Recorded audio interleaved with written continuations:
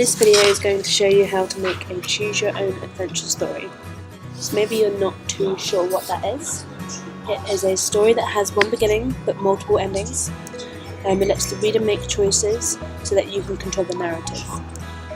So maybe that sounds kind of familiar. So if you're older, it might make you think of the choose your own adventure stories. These are books that allowed you to steal the narrative.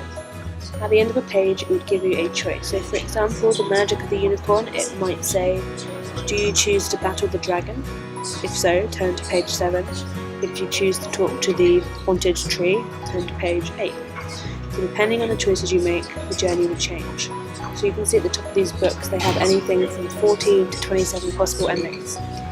If you're younger, it might make you think of the BuzzFeed quizzes, or even some video games. So how do they work? They work basically like a flowchart. So you have the one beginning, and depending on your choices, the journey changes until you reach your end. So I'm going to show you an example of a fruit. Now this example is kind of different because it's a bit more like 20 questions, where you as the reader or the player know what your answer is going to be. So maybe you know that you have a lemon and you're trying to get the person to guess it through your story. So firstly, we're going to think about the ways we're going to arrange our 4 different fruits. So if you look at these, you can arrange them by shape, by colour, if they're citrus or not, and many other ways. So what I'm going to do is I'm going to firstly have, is it a citrus fruit or not? That's going to break it into 2 groups. And then after that, I'm going to have 2 different questions. So I could have on either side, is it yellow? And on the citrus side, that will go to lemon, and on it will go to banana. I'm actually going to put in 2 different questions. So I'm going to start with, is it a citrus fruit? And on one side, is it yellow? And then do you peel it? So say that I had my lemon, I would answer the first question, is it citrus fruit? Yes. Is it yellow? Yes. And that would take me to the lemon. So you're going to go to Google Drive, you're going to press New, More and Google Form. Once you're inside your Google Form, you're going to name it.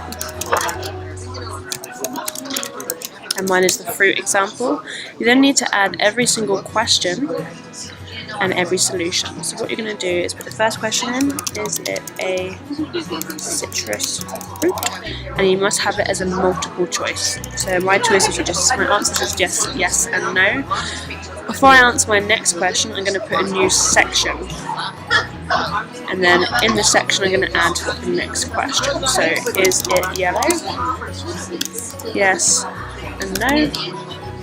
Another section for the other side, is it, do you peel it? Oh, that. Do you peel it?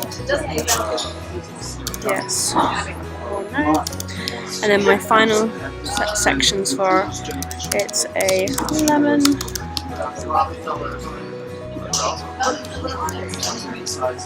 it's an orange, and say banana, and finally it's a watermelon.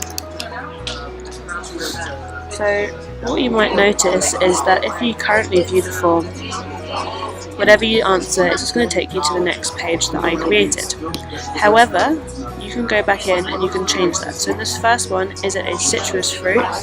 What we want, if they say yes, we want them to go to section 2. So in here, there's 3 dots.